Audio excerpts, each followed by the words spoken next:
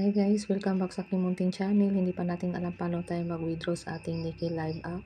Sa hindi pa nakaalam, legit talaga ang Niki Live app. Dahil sa ngayon, mag-withdraw ako at ipakita ko din sa inyo.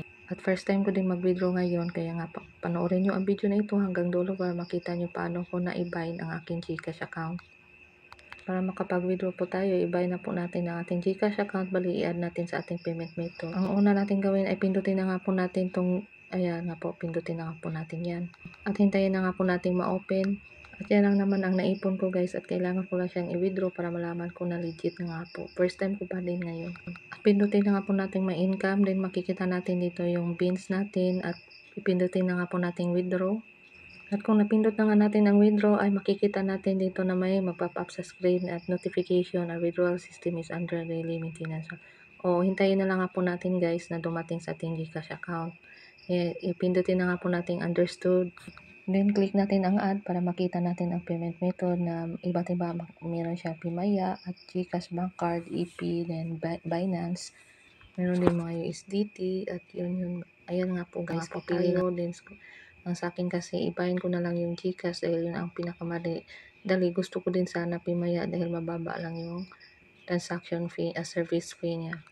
Pero next time, itry ko din ang Pimaya. Gamitin ko yung Maya business ko dahil wala talaga siyang transaction fee pag mag-send tayo ng pera. Baka din naman makatipid ako sa business Maya dahil wala talaga siyang transaction fee kada send mo sa pera kahit sa bangko mo isend, wala talaga siyang bayad basta gamit mo ang business Maya. Pero kailangan po pa din mag-install ng business Maya kung gusto mo makatipid. Pero hindi pa din ako sure kung liliit pa ba ang service fee niya kung isend niya doon sa business Maya. Pero next time, itry ko din na gamitin ang aking business Maya, baka liliit yung service fee.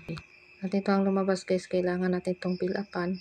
Then click submit guys. Then ito na nga po, ma-open na nga po. Kailangan natin i-confirm. Pindutin na nga po yung confirm. At hintayin na nga po natin dahil mag-process pa nga po pag-click natin ng confirm. At ayan, bumalik na nga naman dito guys. Then i-understood na lang nga po natin siya. Then dito natin makikita, bali na add ang ating Gcash account dito sa ating withdraw method. Bali na sobrahan ko na sa $10. Ito na nga pala yung ating pwede ma-withdraw guys. Ito lang ang bits na ating pwede ma-type. Then lagyan lang natin ng 10. Then i-add ko sana yung natira, hindi pala pwede guys kahit anong type ko, kaya pala hindi naghahang lang. Kaya buo na lang $10 na lang talaga yung tinype ko dito. Then dito na nga, nag-success na nga po yung withdrawal ko at bumalik ulit tayo dito. Then i-understood na naman natin to.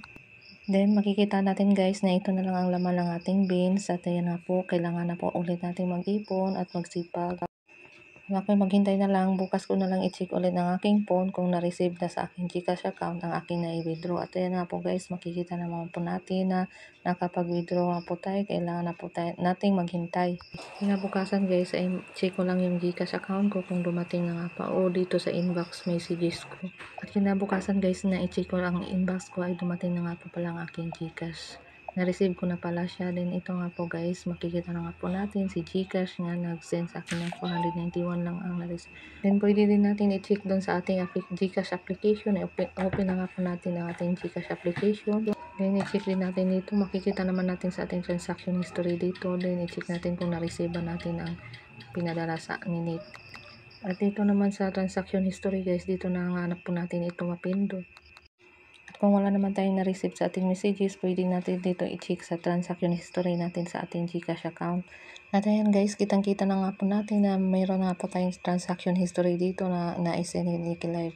At yun lang guys, kung nagustuhan nyo ang video na ito, paki-like, subscribe, follow for more new videos tutorial. Maraming salamat.